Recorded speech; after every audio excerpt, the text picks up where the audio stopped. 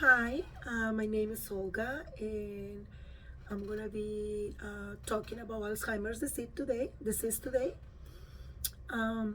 start with receiving a diagnosis with dementia can be a shock, but there are a lot of things that can be done to help people with dementia and their caregivers. There is a lot of access to information and advice that can make a big difference. The word dementia is an umbrella term that it is issued to describe a group of conditions that triggers a gradual loss in the brain functions. Alzheimer's disease is the most common and most well-known form of dementia, but there are different types, which include frontotemporal dementia, Bailey dementia, and vascular dementia.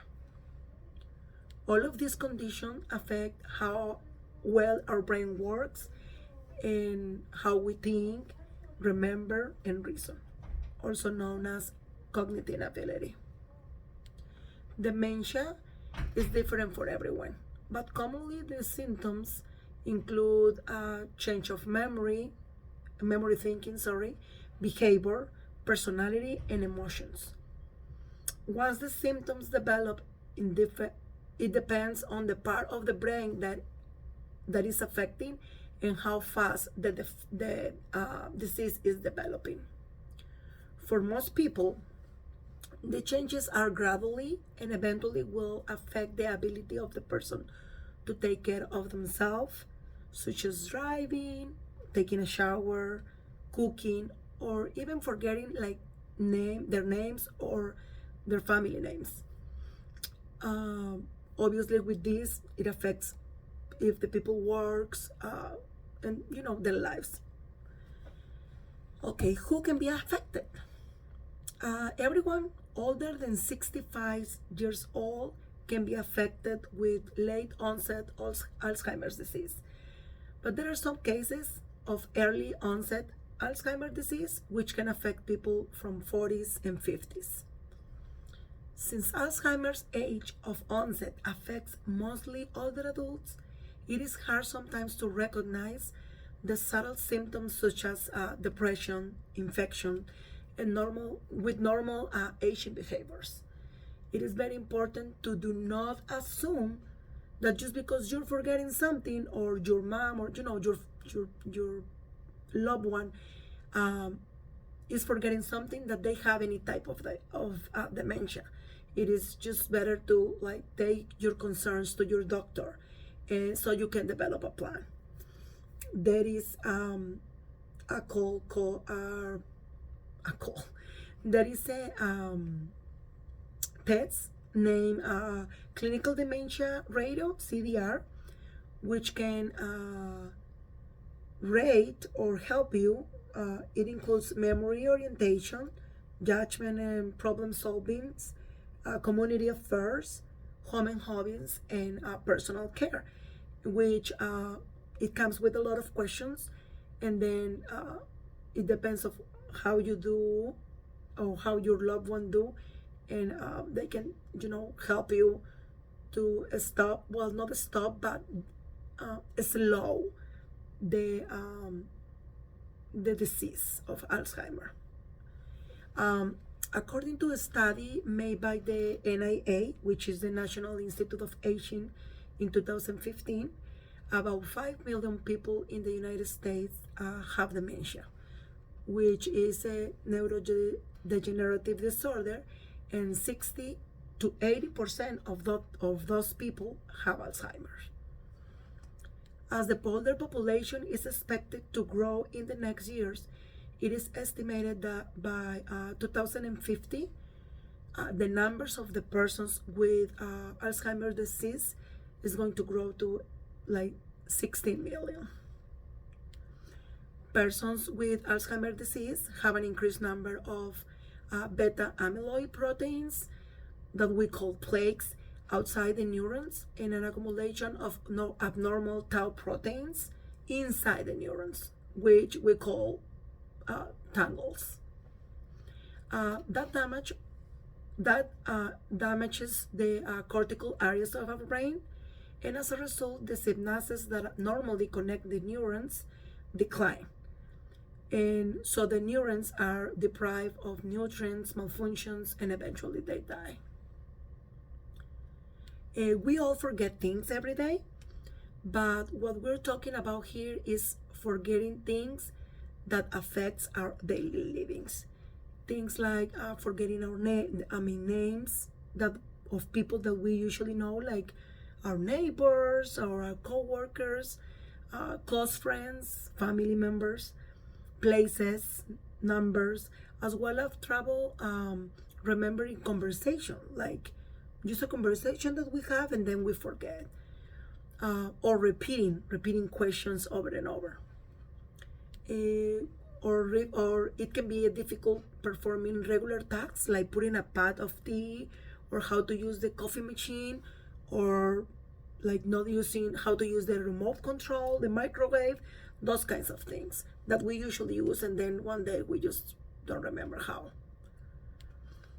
It can be problems with the language and that leads to not engage in conversations. Just remember, forgetting words and that kind of stuff, or not remembering the words that we need. But just remember that culturally, like people like me, which is a second language, and here in the United States, we have a lot of cultures and people who speaks more than one language. Sometimes it's difficult, but it is part of our normal life, so it would be no normal for us to forget some words, or get the mix. But we have to pay attention to all the other stuff, like disorientation in time and place. Sometimes you're just there and then like, what I was doing here. Not just like when you go to the fridge and you forget why you're there, but for example, like if you're working and you don't know what you're doing, or why you're there, or if you go to an appointment and then you don't know why you went, or even driving, like if you're driving and then you're like, you get lost, and for example your way home that you do every single day, and then one day you just get lost. Not you, but your person, your loved one. It can be a decrease in the poor judgment, and you pay less attention into the physical appearance, like not taking a shower, or using the same clothes like 3-4 days, changes in mood, or socially withdrawn. You just don't want to know anything about people. People usually, well, not usually, but people with Alzheimer, sometimes they start losing the initiative to go to activities, and just lose interest in hobbies, things like they always did and enjoy, and some of the sudden they just don't want to do it. So you have to pay attention to those things. On the brain health, well, we're going to talk about reducing risk. How? Well, we use the rules that if it is good for your heart, it is good for your brain. High cholesterol, high blood pressure, diabetes, obesity, all of those affect the supply of blood to our brain, which make the nutrients and going into our neurons less available, and they affect it. So maintaining a physical active life help us reduce the emotions before illnesses, and it helps us connect with friends and family, as well as maintaining a healthy and balanced diet to fuel our brains. Challenging our brain strengthens the connections between neurons, learning a new language, doing new things, doing like games, like crossroads and that kind of stuff, puzzles, making time for friends. Believe it or not, that it helps a lot. It helps us with the language. It helps us to avoid the pressure and stimulate our brains. It can be combined with a physical activity, and then it can stimulate our brain in both ways. With Alzheimer's disease, we have many different diagnoses. I'm going to focus on hopelessness, and that can be due to the deterioration of the condition for themselves and for their caregiver. This can, well, the hopefulness, and which is a subjective state in which an individual sees limited or no alternatives at all, or personal choices available, and then you don't move, you don't do anything. This can alter your sleeping pattern, decrease in appetite, decrease in initiative, decrease in stimuli or verbalizing. I know that this can be difficult for both patient and caregiver, so we have to help. How can we help? Well, verbalizing feelings, make patient participate in their own care, try to make positive statement, small goals, and that kind of stuff. Adapt, identify the stressors and their moments of happiness. I would recommend a book named Creating Moments of Joy by Joy Breckley. For people who I can read, I can recommend observations and pictures to, put around the house that can help the patient remember and remind him of the good times.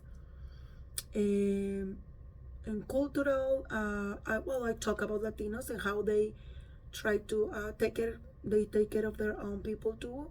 I would recommend them to take time for themselves to and for and I will and to talk to the social workers so they can have some information about daycares and facilities. Thank you.